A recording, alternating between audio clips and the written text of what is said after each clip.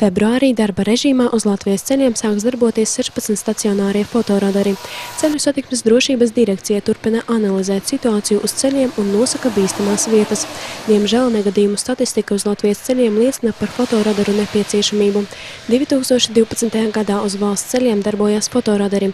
Vidējais satiksmes ātrums uz valsts nozīmes ceļiem bija tikai nedaudz vairāk kā 90 km/h.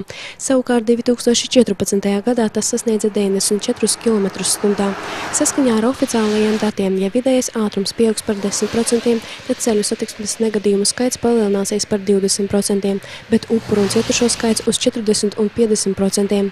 Laika posmā no 2014. gada 29. māja līdz 31. decembrim mobīlie radari bija reģistrējuši 6477 ātruma pārsniegšanas gadījumus. No tiem bija bijuši antirekordi 2, un abi pieder automašīnas markas BMW vadītājiem.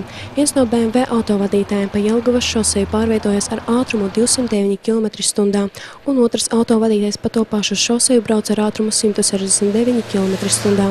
Pagājušajā gadā negadījumos bojā gājuši 211 cilvēki, kas ir par 32 izzudušām dzīvībām vairāk nekā iepriekšējā gadā. Negadījumos smagos miesas bojājumus pērn ir guvuši gandrīz 5000 cilvēku, kas ir par 5% vairāk nekā 2013. gadā. Arī šīs gads uz Latvijas ceļiem sākās ļoti traģiski. Janvārī negadījumos gāja bojā 22 cilvēki.